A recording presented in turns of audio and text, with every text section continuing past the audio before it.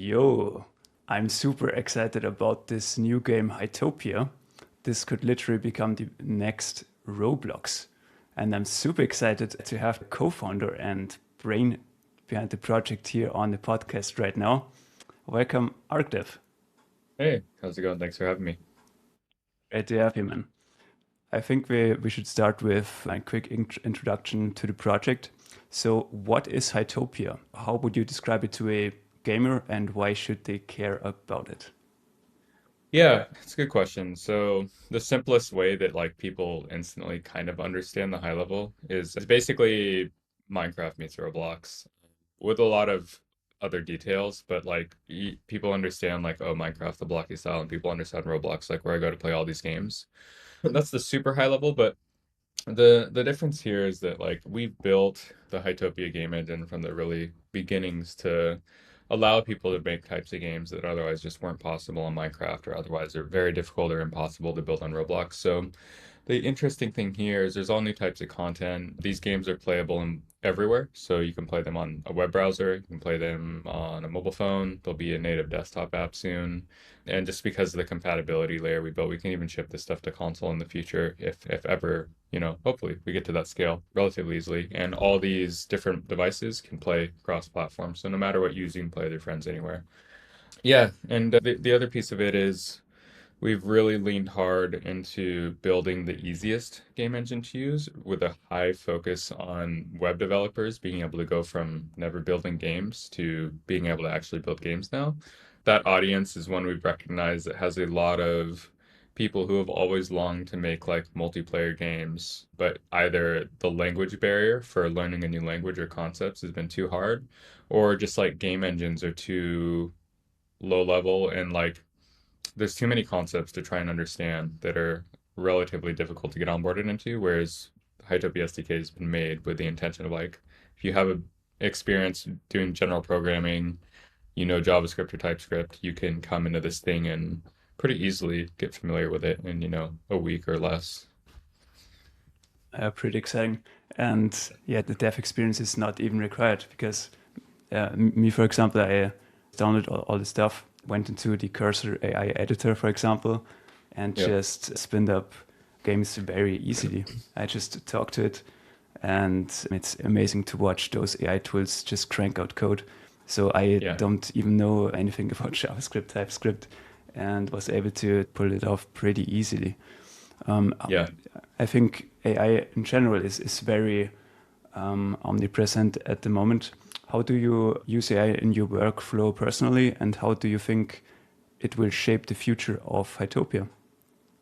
Yeah, the AI side of stuff is probably one of the bigger focused differentiators for us compared to like a Roblox developer experience or any other platform. We have the advantage of building this basically right on the cusp of like the vibe coding era and like all these AI tools being actually very capable. The thing that's nice about that is that we think even now it's pretty close, but we think within 6 to 12 months, the developer experience that you can give using AI tooling is going to be significantly better than the developer experience traditionally of using like a game development studio application like Roblox Studio or what you're using for Unreal Engine Fortnite or whatever it may be where you don't have to learn what all the buttons do, all the graphical user interface does, spending weeks figuring out like how do I navigate the windows and put stuff into a scene and all that and drag and drop. And the nice thing with these AI tools and how we're building it is that it will get to the point where it's literally just like, someone can come in, see, the development game on the side, and then the code editor on the other side, and then the AI prompt on one side. And that's the whole editor, like pretty simple, 3 panes. And I can enter into the AI editor just like hey, I want to build a game in Hytopia where people spawn with swords and it's team versus team, and whoever gets the most kills in 5 minutes wins. Like,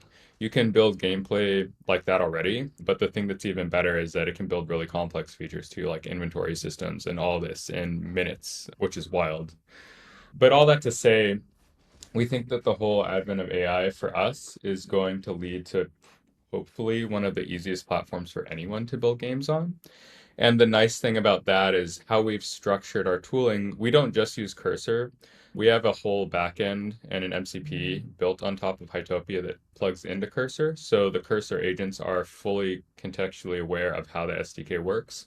And as more games get submitted, as the SDK improves, and as new features are built by us or other people that are in the SDK improvement program that we have running internally, the AI MCP just gets better. It gets more context on how to build different types of features. It gets a better understanding of like how different people have done things.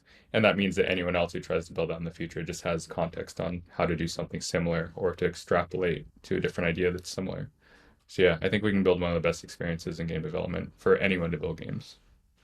Yeah, I mean, I just can tell from my own experience, it's so easy to create a game. So Yeah. yeah, earlier today I just went to the map builder, for example, just took the AI assistant, enabled this Yeah. including models, and you can just type build me a snow PvP arena, and Yep.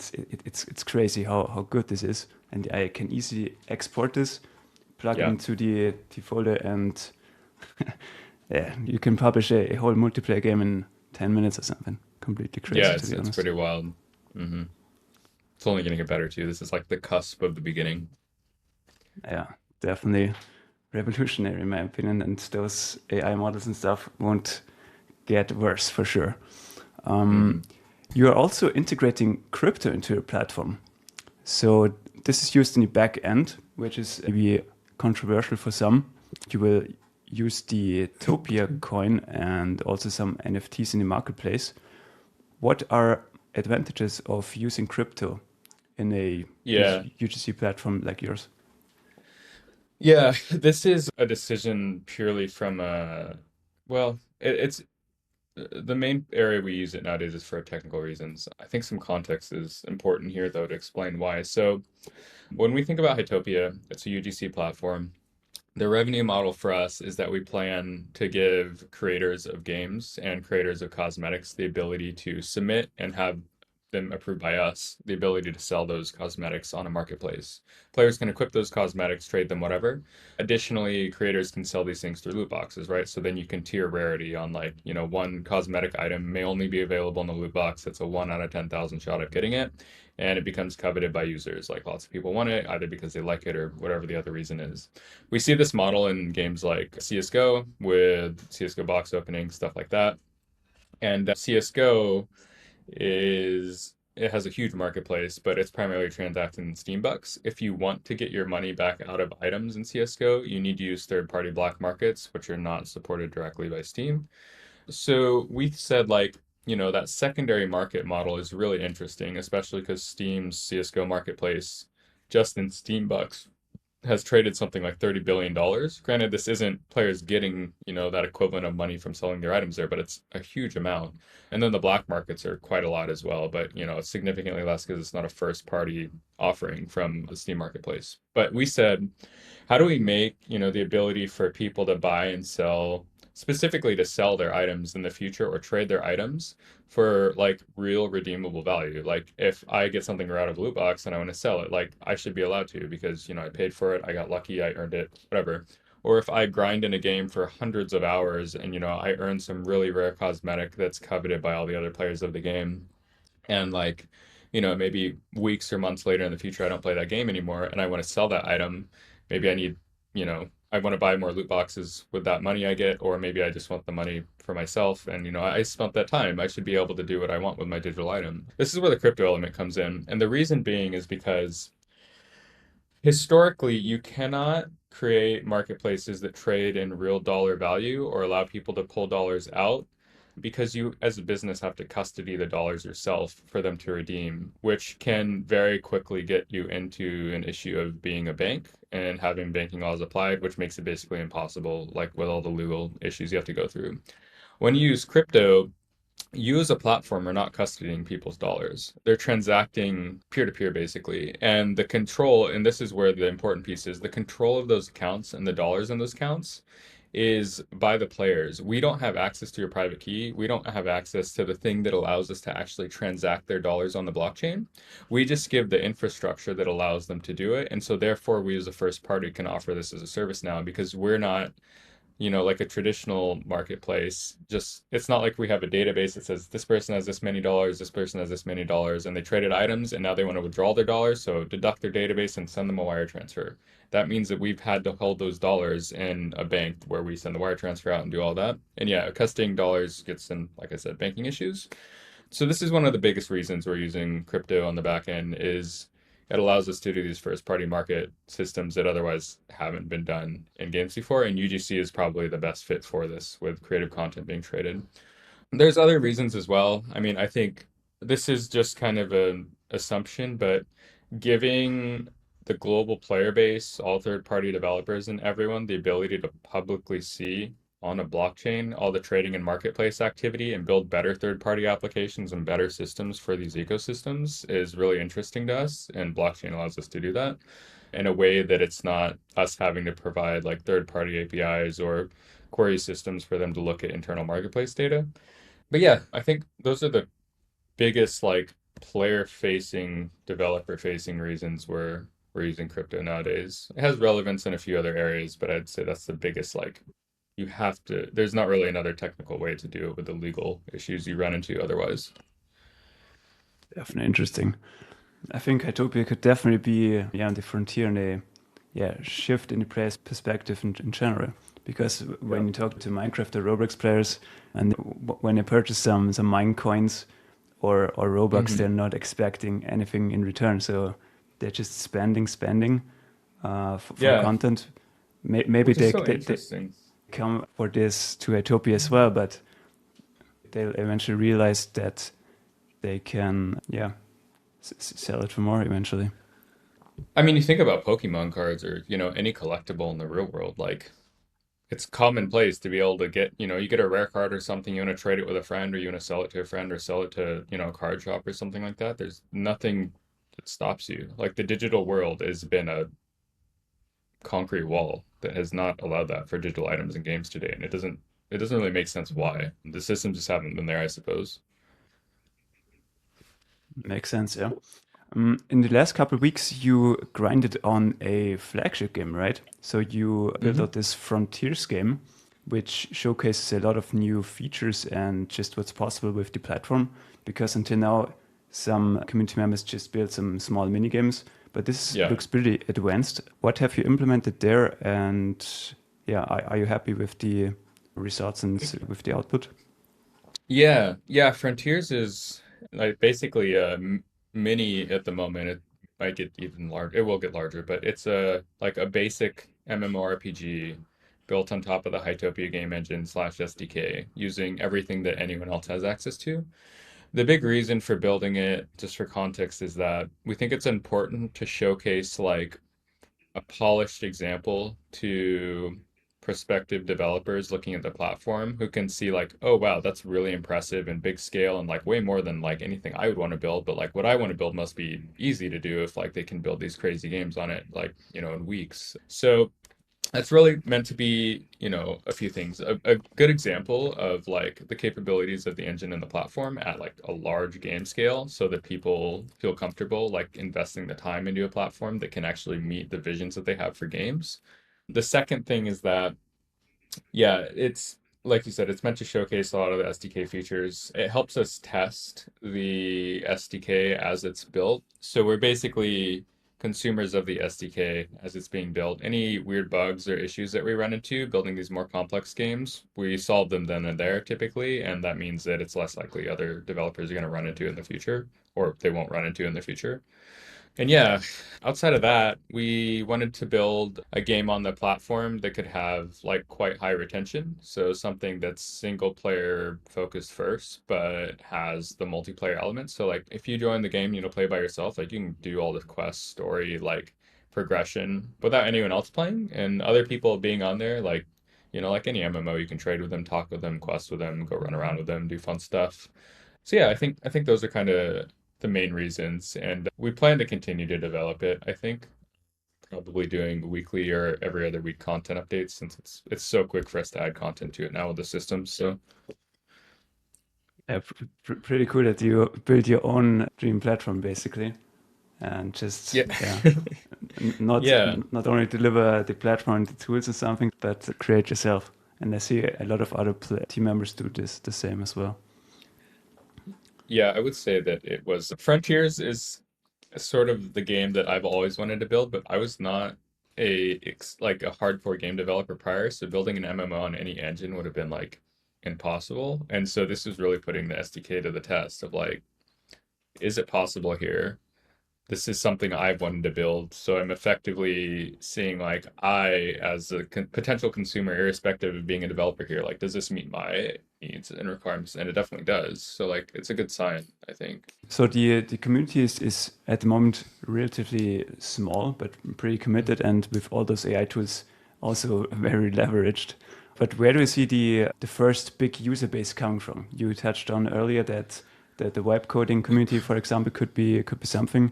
I mean, the game looks like Minecraft, so this could be a Yeah. browser-based Minecraft or a better Roblox. Where do you see the most potential?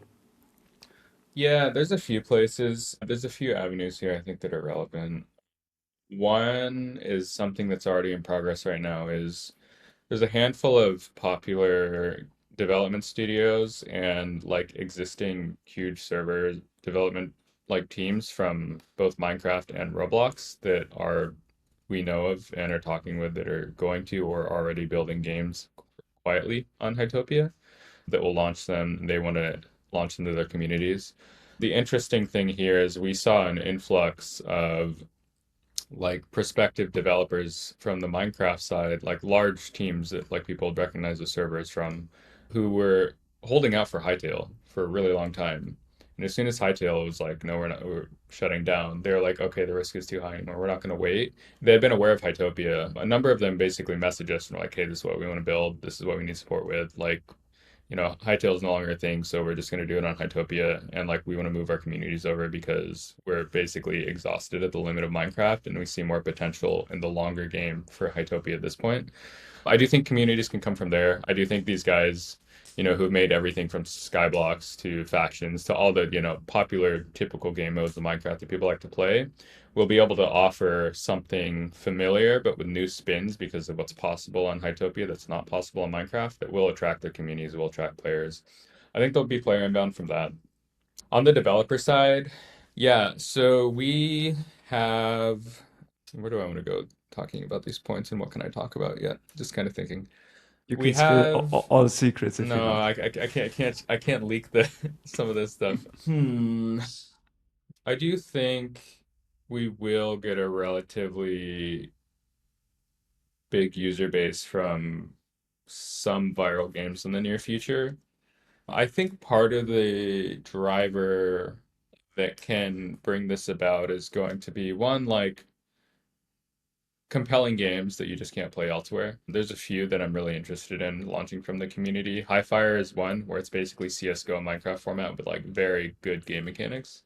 There's the Grow Garden game, which is really interesting. That looks awesome. That another community member is working on. There's a few other games as well. I think like those with enough amplification could reach the potential for player base growth.